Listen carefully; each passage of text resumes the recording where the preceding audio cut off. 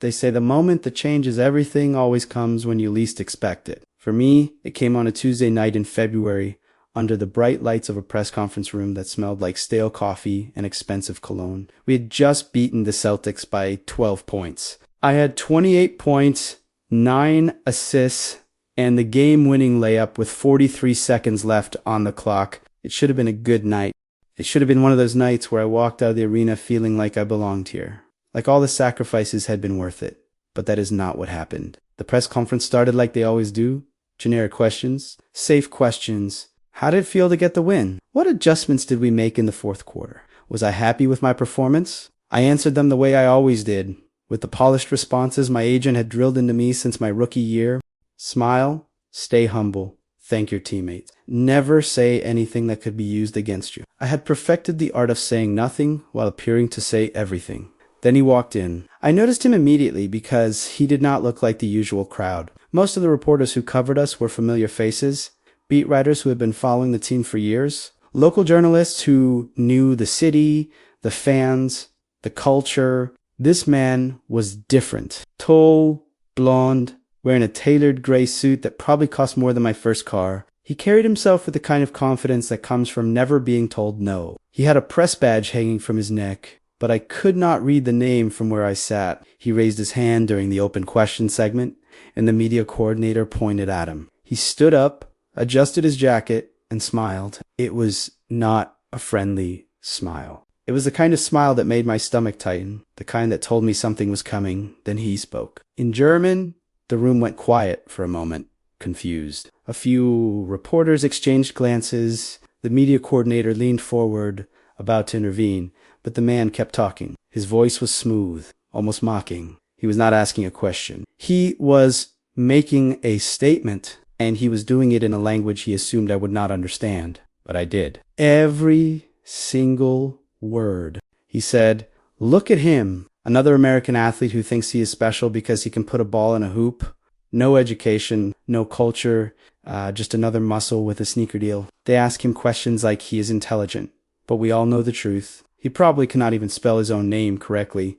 Then he laughed. A short, sharp laugh that a few other people in the room echoed nervously, unsure if they were supposed to join in or not. My jaw tightened. My hands, resting on the table in front of me, curled into fists. I felt the heat rise in my chest, crawling up my neck and into my face. Every instinct in my body screamed at me to stand up, to call him out right there, to humiliate him the way he had just tried to humiliate me. But I did not move. I sat there, staring at him with a blank expression, as if I had not understood a single word, as if I was exactly the ignorant athlete he thought I was. The media coordinator cleared his throat. "Excuse me, sir. This is an English language press conference. If you have a question, please ask it in English." The man smirked and switched languages effortlessly. "Of course. My apologies." He looked directly at me, his eyes cold and amused. "My question is simple. Do you believe that athletes like yourself have a responsibility to be more than just entertainers? Or are you comfortable being seen as nothing more than a product?" It was a loaded question, the kind designed to make me look bad no matter how I answered it. If I said yes, I would sound arrogant. If I said no, I would sound shallow. I took a breath. I leaned forward slightly, resting my forearms on the table.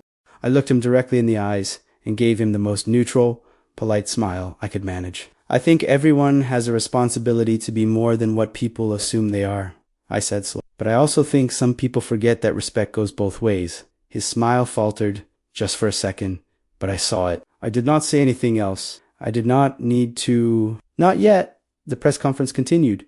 More questions, more bland answers. But the air in the room had shifted.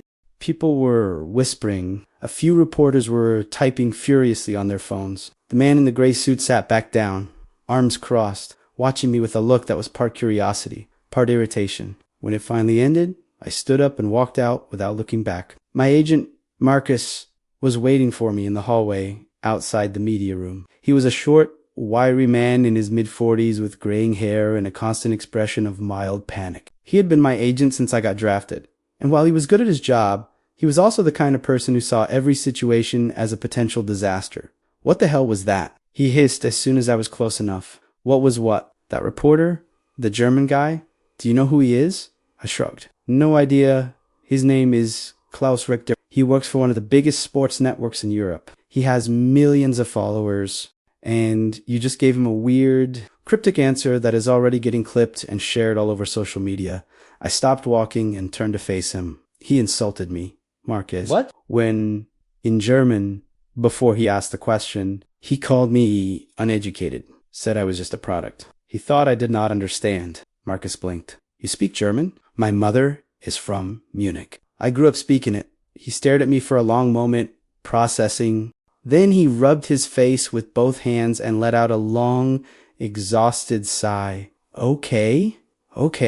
So what are you going to do? I do not know yet. Well, you need to figure it out fast, because this is going to blow up. People are already asking questions. If you understood what he said, you need to decide if you were going to call him out or let it go. I looked down the hallway toward the exit. Through the glass doors, I could see the city lights glowing in the distance. Cold, distant, indifferent. I will handle it, I said quietly. Marcus opened his mouth to argue, but I was already walking away. I did not go home that night.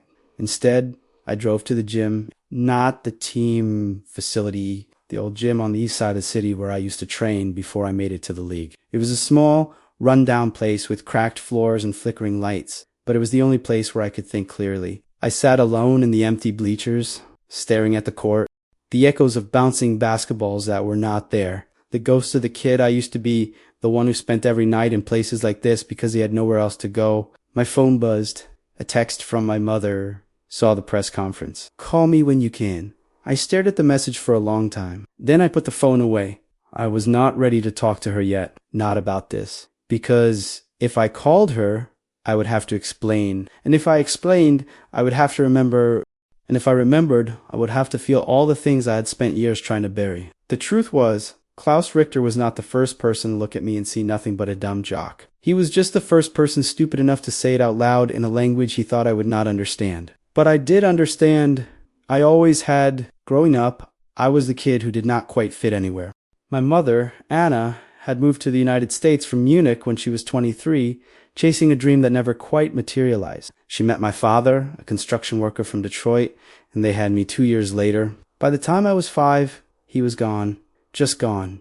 No explanation, no goodbye. Just an empty side of the bed and a note that said he needed to find himself. My mother raised me alone. She worked 2 jobs, sometimes 3. She cleaned houses during the day and worked the night shift at a hotel downtown. She spoke English with a thick accent that never quite went away, no matter how many years passed. And because of that, people treated her differently. They spoke to her slowly, loudly, as if volume could bridge the gap between languages. They assumed she did not understand. They assumed she was less than. I saw it happen over and over again. At the grocery store, at parent-teacher conferences, at the doctor's office. People would look at her and see someone foreign, someone other, someone who did not belong. And I hated it. I hated the way they looked at her. I hated the way they looked at me. The kid with the German last name and the mother who packed schnitzel in his lunchbox instead of peanut butter and jelly. The kid who got picked last in gym class, not because he was bad at sports, but because he was different. So I learned to hide it. I stopped speaking German at home. I stopped telling people where my mother was from. I changed my name on the roster from Muller to Miller. I buried that part of myself so deep that eventually I almost forgot it existed. Almost basketball saved me. It was the one place where none of that mattered. On the court, I was not the kid with the weird lunches or the foreign mother. I was just a player. And I was good, really good, good enough to get a scholarship, good enough to get drafted, good enough to make it to the league. But even as I climbed higher, even as I signed the contracts and did the endorsements and became the player everyone said I should be, I never forgot what it felt like to be looked down on, to be dismissed, to be seen as less than. And tonight, sitting in that press conference, listening to Klaus Richter mock me in a language he thought I would not understand, all of that came flooding back. The anger, the shame, the humiliation, but also something else, something I had not felt in a long time, power. Because for the first time in my life, I knew something they did not. I had the truth, and I could choose when and how to use it. I looked at my phone again. My mother's message was still there, waiting. I took a deep breath and dialed her number. She answered on the second ring. Liebling, she said softly. My darling, I saw what happened. I know, I said. There was a long pause. Then she spoke again, her voice steady and warm. What are you going to do? I closed my eyes. I could see a face so clearly. The lines around her eyes, the silver streaks in her hair, the hands that had worked so hard for so long to give me a chance. I am going to make him regret it, I said quietly. She did not tell me not to. She did not warn me about the consequences or tell me to let it go. Instead, she said something I will never forget. Good. Show them who you are. Show them who we are. And in that moment, I knew exactly what I had to do. The next morning, I woke up to a flood of notifications. My phone had been vibrating nonstop since dawn. Text messages, missed calls, social media mentions, news alerts. Everyone wanted to know the same thing. What was I going to do about Klaus Richter? The clip from the press conference had gone viral overnight, not the part where he spoke in German. Most people had no idea what he had said. What went viral was my response. That cryptic line about respect going both ways. People were analyzing it, dissecting it, turning it into memes and think pieces. Some thought I was being deep. Others thought I was being evasive. A few thought I was just tired and had given a throwaway answer. None of them knew the truth. I scrolled through the comments on my latest Instagram posts. Thousands of them. Some supportive, só me criticou. Some just confused. What did he mean by that? Why did he look so uncomfortable? Something is off. He knows something. They were right. I did know something. And the weight of that knowledge was starting to settle on my chest like a stone. I got out of bed and walked to the kitchen. My apartment was too big, too empty, too perfect. Floor-to-ceiling windows overlooking the city, marble countertops, expensive furniture I had never picked out myself. My interior designer had done it all, creating a space that looked like it belonged to someone important, but it did not feel like home. I made coffee and sat at the dining table, staring out at the skyline. The city was waking up. People were going to work, living their lives. None of them knew who I was. None of them cared.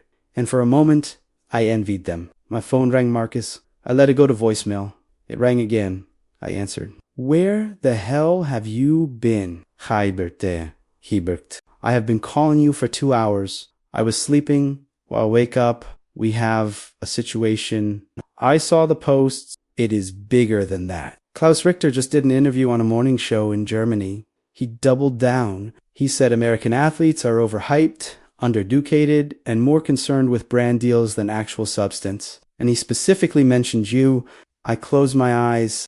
What did he say? He said you gave a vague, meaningless answer because you did not have the intelligence to engage with his question properly. He called you a puppet. He said the league is full of people like you who are good at playing a game but have nothing real to offer. That world, I felt the anger rising again, hot and sharp.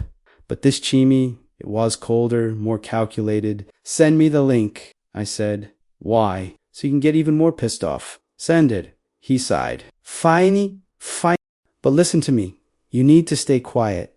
Do not respond. Do not engage. Let this blow over. Responding will only make it worse. I am not going to stay quiet. Yes, you are. That is what I am telling you to do. That is what the team is telling you to do. That is what everyone with a brain is telling you to do. I do not care. Well, you should. Because if you go after this guy publicly, it is going to turn into a media circus. And you know who wins in a media circus? Nobody. Especially not you. I did not say anything. Marcus softened his tone. Look, I get it. He disrespected you. But you are bigger than this. You are having an all-star season. You are up for endorsements. You are building a legacy. Do not throw it all away because some European journalist with an inferiority complex tried to bait you. He did not just bait me, Marcus. He insulted me in another language because he thought I was too stupid to understand. I know. And it sucks. But you have to be smart about this. I looked out the window again. The city stretched out before me, endless and indifferent. I will think about it, I said. That is not good enough. It is going to have to be. I hung up before he could argue. I watched the interview. Klaus Richter sat in the sleek studio, looking as polished and confident as ever. He spoke in English this time, his accent thick, but his words clear. He smiled as he talked, as if he were discussing the weather and not tearing apart someone's character on international television. The host asked him about the press conference, about me, about what he thought of American basketball culture. and he did not hold back. The problem with the NBA, he said, leaning back in his chair, is that it has become a business first and a sports second. These players are not athletes in the traditional sense. They are brands. They are products, and the media treats them like they are geniuses, when most of them can barely string together a coherent sentence. The host laughed. That is a bold statement. It is the truth. Look at last night. I asked a simple question, a question about responsibility and substance. And what did I get? A vague platitude about respect, because that is all they have. Platitudes, slogans, hashtags. Do you think he understood your earlier comment? The one in German? Klaus smiled. No, absolutely not. If he had, he would have said something, but he just sat there looking confused, because that is what they do. They smile, they nod, they say nothing of value. I turned off the video. My hands were shaking. I thought about my mother, about the way people had talked to her my entire life, slow and loud, as if she were a child, as if speaking another language made her less intelligent, as if being an immigrant made her less worthy. I thought about the nights she came home exhausted, her hands raw from cleaning, her back aching from lifting, the way she would still make me dinner, the way she would still help me with my homework, even though she was barely awake. I thought about the way she taught me German when I was young, the way she made me read books in both languages, the way she told me that being bilingual was a gift, not a burden. And I thought about the way I had rejected all of it, the way I had buried my heritage because I was ashamed, because I wanted to fit in, because I was tired of being seen as different. Klaus Richter had no idea who I was. He had no idea where I came from. He had no idea what I had sacrificed to get here, but he was about to find out. I opened my laptop and started typing. Not a tweet, not an Instagram post. Something longer, something real. I wrote for hours. I wrote about my mother, about growing up as the son of an immigrant, about learning to hide parts of myself to survive, about the anger and shame and pride that came with being caught between two worlds. I wrote about what it felt like to hear Klaus Richter mock me in German, about the assumptions he made, about the disrespect he showed, not just to me, but to everyone who had ever been dismissed because of their background. And I wrote about what I was going to do next. When I finished, I read it over 3 times. Then I sent it to Marcus. He called me 30 seconds later. Are you out of your mind? He shouted, no, you cannot post this. You cannot. Do you understand what this will do? This is not just calling him out. This is nuclear. This is career altering good. What is good about this? You are about to start a war with one of the most influential sports journalists in Europe. You are about to make yourself a target. You are about to turn every press conference, every interview, every public appearance into an interrogation about this. I do not care. Well, I do, because I am the one who has to deal with the fallouts. I am the one who has to explain to sponsors why their clean-cut all-star is suddenly a controversy magnet. Then do not explain. Let them read what I wrote. Let them decide for themselves. There was a long silence on the other end of the line. You are really going to do this, Marcus said quietly. Yes, even if it costs you, especially if it costs me. Another pause. Fine, he said finally. But when this blows up in your face, do not say I did not warn you. I won not. I hung up and stared at the screen. My finger hovered over the publish button. I thought about my mother, about her voice last night, about the way she told me to show them who we are. I thought about every time someone had underestimated me. Every time someone had looked at me and seen nothing but a body that could play a game. I thought about Klaus Richter sitting in that studio, laughing, and I pressed publish. The response was immediate. Within minutes, my post had thousands of likes, then tens of thousands, then hundreds of thousands. The comments poured in. I had no idea. This changes everything. He speaks German? Klaus Richter just got exposed. This is the most real thing I have ever seen from an athlete. News outlets picked it up within the hour. ESPN Bleacher Report, the Athletic International Networks. Everyone was talking about it, but more importantly, people were listening. I had spent my entire career trying to be the perfect player, the one who said the right things, the one who never caused problems, the one who made everyone comfortable, but comfort had never gotten me respect. Silence had never gotten me respect. And I was done being silent. My phone rang again. This time, it was not Marcus. It was my mother. I answered. I'm proud of you, she said softly, and for the first time in a long time, I believed her. The locker room was different the next day. I could feel it the moment I walked in. Conversations stopped mid-sentence. Eyes darted toward me, then quickly away. My teammates did not know what to say. Some of them smiled and nodded. Others pretended to be busy with their phones or their gear.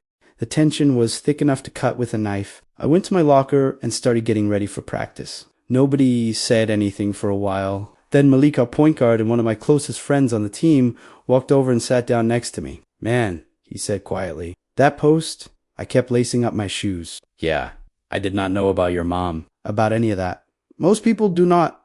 Why did not you ever say anything? I looked at him. Malik was a good guy. Loyal, honest. But he had grown up in a different world than I had. His father was a former NFL player.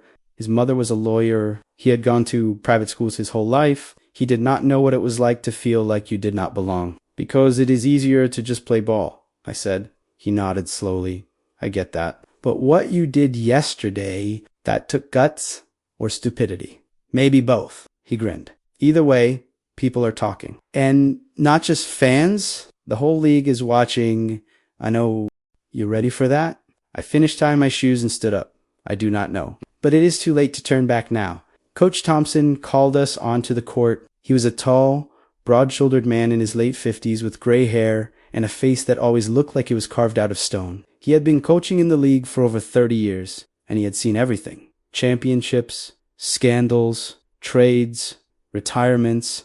Nothing surprised him anymore. But today, he looked at me differently. Not with disappointment, not with anger, just with something I could not quite read. All right, listen up, he said, his voice echoing through the gym. We have got a lot of noise around this team right now.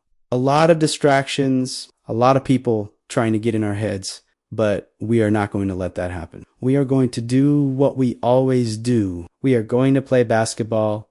We are going to focus on what we can control, and we are going to win games. Understood. Everyone nodded, but Coach kept looking at me. If anyone has a problem with anything going on off the court, my door is open. But when you step on this floor, none of that matters. Out here, we are a team. Out here, we respect each other. Out here, we have each other's backs. No exception. The message was clear. Whatever was happening outside the gym stayed outside. But inside, we were still brothers. Practice was intense. Coach ran us harder than usual, probably trying to burn off the tension.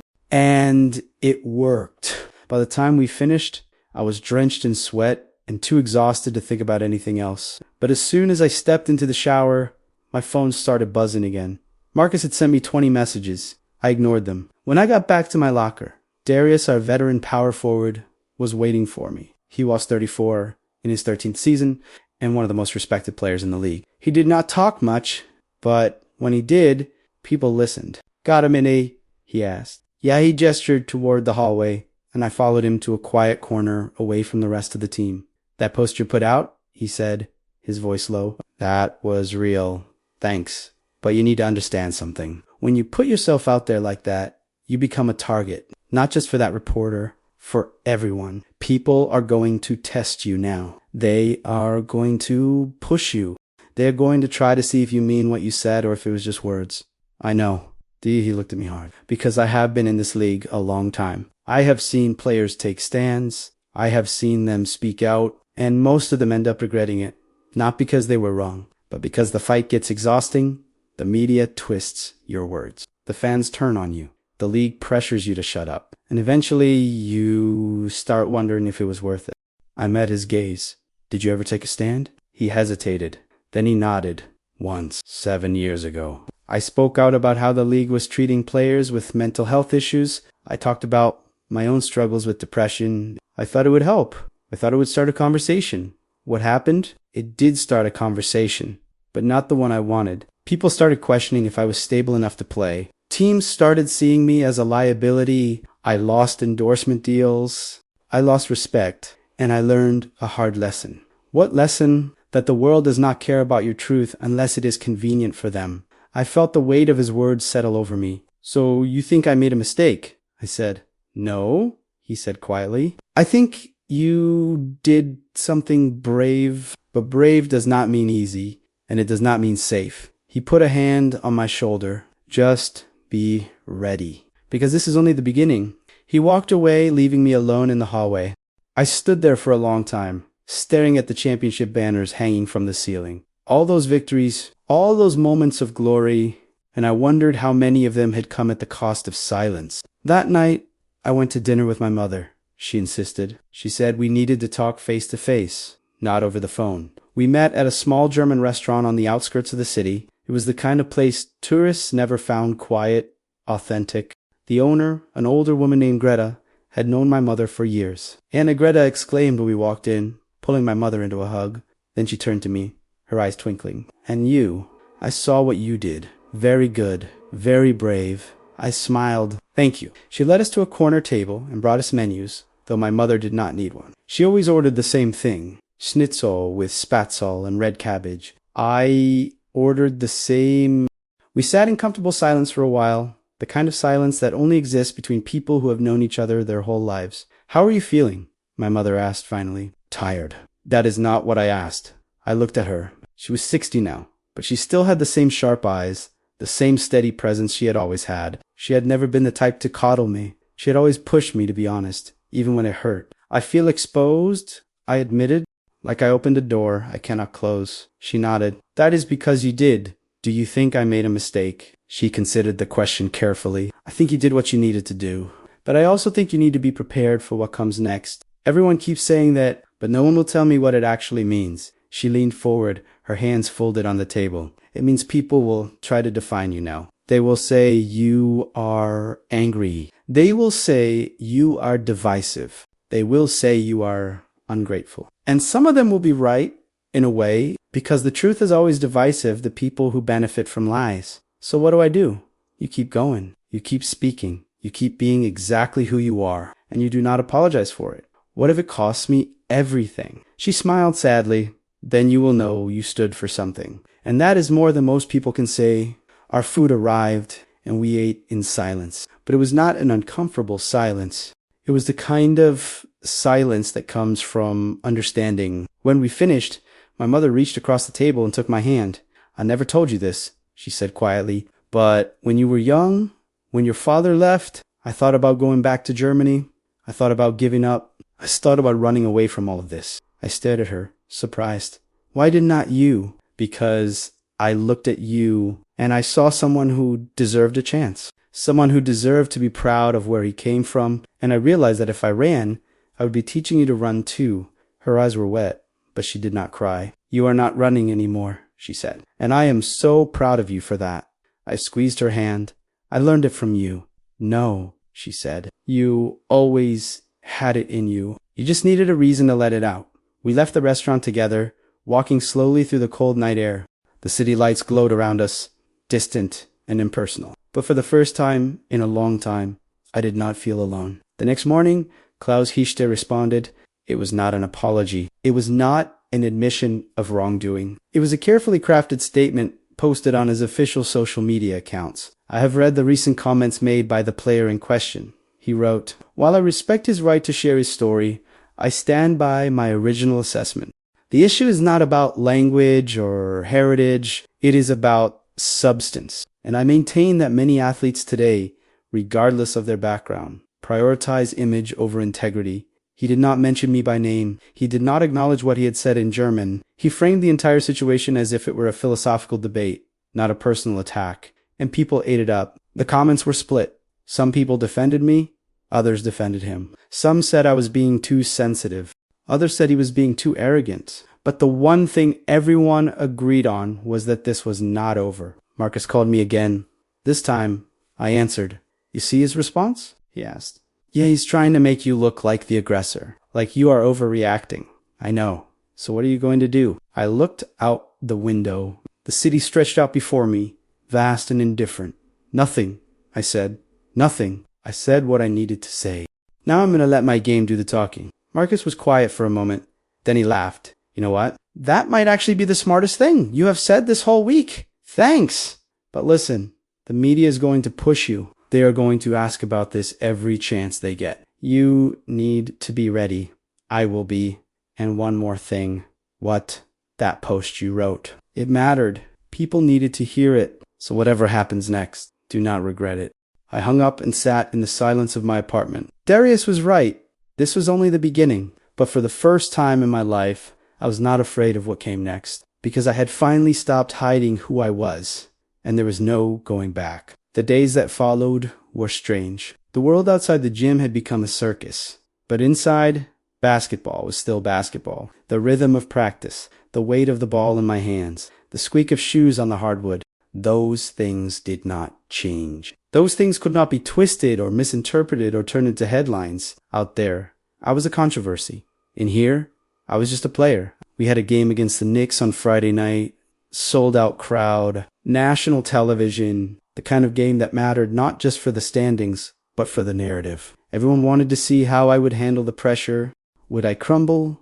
Would I lash out? Would I prove Klaus Richter right?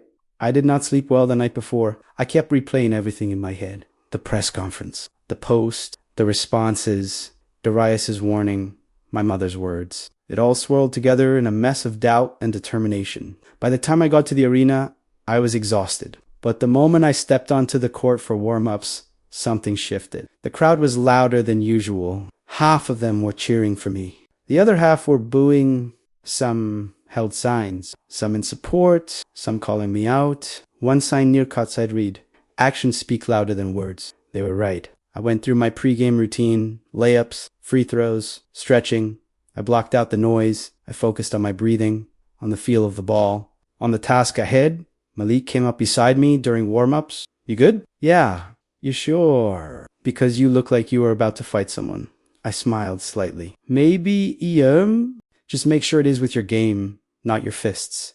I know the national anthem played, we lined up. I put my hand over my heart and stared at the flag, but my mind was somewhere else. I was thinking about my mother, sitting somewhere in the stands. I was thinking about every person who had ever doubted me. I was thinking about Klaus Richter, probably watching this game from his studio in Germany, waiting to see if I would fail. The game started. The Knicks came out aggressive, physical. They were trying to get in my head, trying to rattle me. Their point guard, a trash talker named Devin Clark, was all over me from the opening tip. "Hey, superstar," he said as we ran down the court. "Saw your little essay, hey ow, touching. You write that yourself, or did your publicist do it for you?" I did not respond. He kept going. "What is it like being the most sensitive player in the league? You gonna cry every time someone hurts your feelings?" I still did not respond. He laughed. "That is what I thought. Old talk, no backbone." First possession, I got the ball at the top of the key. Devin was on me tight, hands up, talking the whole time. I sized him up. He was quick, but not as quick as he thought he was. I crossed over, left, hesitated, then exploded, right. He bit. I blew past him and finished at the rim. 2 points. As I ran back on defense, I did not say a word. I did not need to. The game went on like that for a while. Back and forth, physical, intense. Every possession felt like a statement. The Knicks were playing like they had something to prove. And so was I by halftime. I had 18 points. We were up by 4. In the locker room, Coach Thompson kept it simple. Keep doing what you are doing. Stay focused. Stay disciplined. And do not let them pull you into their game. He looked directly at me when he said that last part. I nodded. The second half was a war. The Knicks tightened up their defense. They started doubling me every time I touched the ball. They were daring my teammates to beat them. And for a while, it worked. We went cold. They went on a run. By the end of the third quarter, they were up by 7. The crowd was getting restless. I could feel the energy shifting, doubt creeping in. Devin Clark was still talking. "What happened, man?" "Thought you were going to prove something tonight. Thought you were going to show everybody how tough you are." I looked at him, really looked at him, and I saw it. He was not just trying to get in my head. He was trying to convince himself that he was better than me, that he mattered more, that he was not just another player trying to survive in a league that did not care about loyalty or legacy. He was me, or at least a version of me I used to be.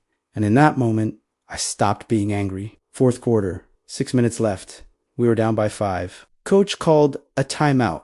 "We need a run right now, and it starts with you." He pointed at me. "Stop your thinking, stop hesitating. Just play." I walked back onto the court. The arena was deafening. I could not hear my own thoughts, but I did not need to. I got the ball at the wing. Devin was on me again, crouched low, talking. I did not hear a word. I drove baseline, spun off a screen, and hit a pull-up jumper. 2 points. Next possession, I stole the ball from their shooting guard and pushed it in transition. No look past Malik for an easy layup. Tie game. The Knicks called a timeout. Their coach was screaming at them. I could see the frustration on their faces. They were starting to crack. We came out of the timeout and ran a play for me. I came off a double screen, caught the ball at the elbow, and buried a three-pointer. We were up by 3. The crowd erupted. Devin Clark tried to respond. He drove hard to the rim, but Darius rotated over and blocked his shot into the third row. Our ball. I brought it up the court slowly, letting the clock wind down. 30 seconds left. We were up by 5. The game was all but over, but I was not done. I waved off the screen, isolated Devin at the top of the key. He crouched down. Ready? I crossed over once, twice. Then I stepped back and rose up for a 3. The ball left my hands in slow motion. The arena held its breath. Swish. We were up by 8. Game over. As I ran back on defense, I finally looked at Devin. He was staring at the floor, shaking his head. I did not say anything. I did not need to. When the final buzzer sounded, I had 34 points, 7 assists, and 5 rebounds. We won by 10, but the numbers did not matter. What mattered was the way I played .com/controlled, focused. I had not let them get in my head. I had not let the noise distract me. I had just played basketball. And I had won. The post-game press conference was packed. More reporters than usual. Mori, cameras, more tension. I walked in and sat down at the table. The room went quiet. The first question came from a local beat writer. Great game tonight. How did you manage to stay focused with everything that has been going on this week? I took a breath. Basketball is what I do. It is who I am. Everything else is just noise. Tonight, I tried to block out the noise and just play another reporter. Do you feel like you proved something tonight? I did not know if I proved anything. I just tried to help my team win. Then, from the back of the room, a familiar voice. Do you have any response to Klaus Richter's latest statement? I looked up. It was not Klaus himself. It was another European journalist, a woman with short, dark hair and sharp eyes. She was holding a microphone and staring at me expectantly. The room went silent again. Everyone was waiting to see how I would respond. I leaned forward slightly. I have said everything I need to say. My focus is on my team. My focus is on winning games. That is all I have to offer. But do you regret calling him out publicly? I paused, thought about it, really thought about it. No, I said finally. I do not regret it. I spoke my truth, and I would do it again. The room erupted with follow-up questions, but the media coordinator stepped in and ended the session. As I walked out, I felt lighter, not because the fight was over, but because I had finally stopped running from it. Later that night, I was sitting in my apartment when my phone rang. Unknown number. I almost did not answer, but something told me to pick up. Hello? Is this him? The voice was deep, accented, German. I froze. Who is this? My name is Stefan Muller. I am a journalist from Munich. I did not say anything. I saw what happened, he continued, with Klaus Richter. And I wanted to reach out to tell you something. What? Klaus is not just a journalist. He is someone who has built his career on tearing people down, on making athletes look small so he can look big. And he has done it for years to many Popley. Not just you. Why are you telling me this? Because you did something no one else has done. You stood up to him. You exposed him. And now people are starting to ask questions about his methods, about his credibility, about whether he has been abusing his platform. I leaned back in my chair. So what do you want from me? Nothing. I just wanted you to know that you are not alone. There are others who have been hurt by him, others who are grateful that someone finally had the courage to speak up. There was a long pause. Thank you, I said quietly. No, Stefan said. Thank you. He hung up. I sat there in the darkness of my apartment, staring at the phone. For so long, I had thought this fight was just about me, about my pride, about my pain, but it was bigger than that. It was about everyone who had ever been dismissed, everyone who had ever been underestimated, everyone who had ever been told they did not matter. And for the first time, I realized that maybe, just maybe, I was fighting for something bigger than myself. The next morning, I woke up to a message from Darius. Proud of you. Keep going. I smiled. Then I got dressed and headed to the gym. because the game was not over. It was just beginning. 3 weeks passed. 3 weeks of basketball, of media scrutiny, of messages from people I had never met telling me their stories. 3 weeks of learning that my voice had reached further than I ever thought possible. But Klaus Richter had been silent. No interview, no statements, no social media posts. It was as if he had disappeared. And honestly, part of me thought that was the end of it, that he had decided to move on, that the storm had passed. I was wrong. It was a Wednesday afternoon. We had just finished practice. I was in the locker room, getting ready to head home, when Marcus burst through the door. He's Fassi Pali. Turn on your phone, he said. What? Turn on your phone. Now, I grabbed my phone from my locker, 20 missed calls, 50 text messages, hundreds of notifications. What the hell happened? I asked. Marcus pulled out his tablet and showed me. It was a video posted an hour ago. Klaus Richter sitting in a studio, staring directly into the camera. An apology and a challenge, the title read. I pressed the play.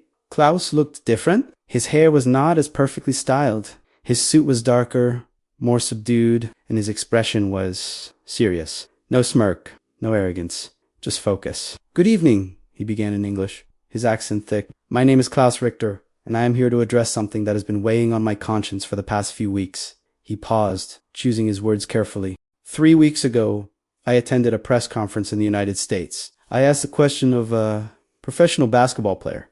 But before I asked that question, I made a comment.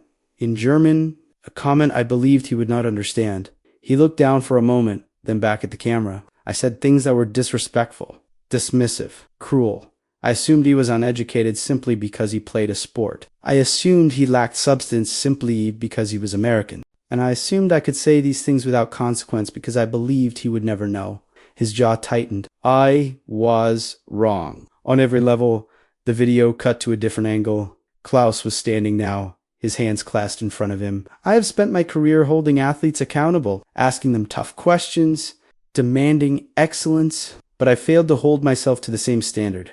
I failed to recognize my own biases, my own arrogance, my own cruelty. He paused again.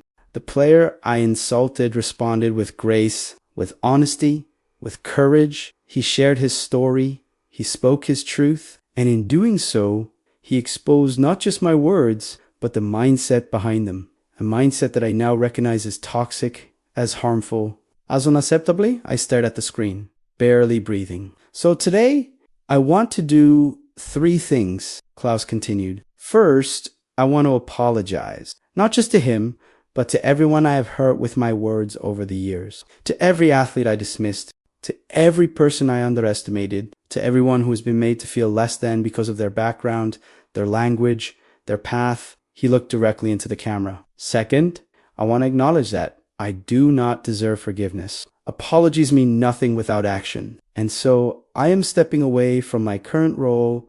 I am taking time to reflect, to learn, to become better. The room around me had gone completely silent. My teammates were watching over my shoulder. And third, Klaus said, his voice steady, I want to issue a challenge, not to him, but to all of us, to journalists, to media, to anyone with a platform. We have a responsibility not just to ask questions, but to ask them with respect. Not just to hold people accountable, but to hold ourselves accountable first. He took a breath. I failed that responsibility, and the video ended. I sat there, staring at the blank screen. Nobody said anything for a long time. Finally, Malik spoke. Did that just happen? I did not answer. Marcus was already typing furiously on his phone. This is everywhere. Every major outlet is covering it. This is the biggest sports story of the year. Darius walked over and put a hand on my shoulder. You did that. I did not do anything. I said quietly. I just told the truth. Exactly, he said. And sometimes that is all it takes. I went home that night and sat in the darkness of my apartment. I did not turn on the lights. I did not turn on the TV. I just sat there, letting it all sink in. My phone rang. My mother. Did you see? She asked. Yay! How do you feel? I thought about it. Really thought about it. I do not know, I admitted. Part of me feels vindicated, like I won. But another part of me just feels tired. That is because this was never about winning. she said gently. It was about standing up, and you did that. Whatever happens next, you did that. Do you think I should respond? She was quiet for a moment. What does your heart tell you? I closed my eyes. That I do not need to, then do not. But people will expect me to. They will want a statement. They will want me to say something. Let them want. You do not owe anyone anything. You already said what you needed to say. I smiled. You are right. I know I am. Now get some sleep. You have a game tomorrow? I love you, Mom. I love you too. I hung up and sat in the silence. She was right. I did not need to respond. I did not need to make another statement. I did not need to keep fighting, because the fight was over. Not because Klaus had apologized, but because I had already won the only battle that mattered, the one with myself. For so long, I had been running from my past, from my identity, from the parts of myself I thought made me weak. But standing up to Klaus Richter had forced me to stop running. It had forced me to confront who I really was, where I really came from, and what I really stood for. And in doing that, I had found something I did not know I was looking for: peace. The next day, I showed up to the arena early. The game was against the Lakers, another national broadcast, another chance for the media to turn this into a spectacle. But I was not worried. I went through my pregame routine, shots, stretches, breathing exercises, the usual, but something felt different. Lighter, like a weight I had been carrying for years, had finally been lifted.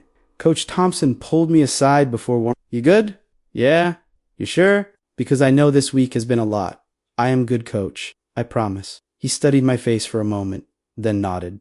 All right, just play your game. That is all I ask. That is all I have ever wanted to do. He smiled. Then go do it. The game was electric. The crowd was louder than ever.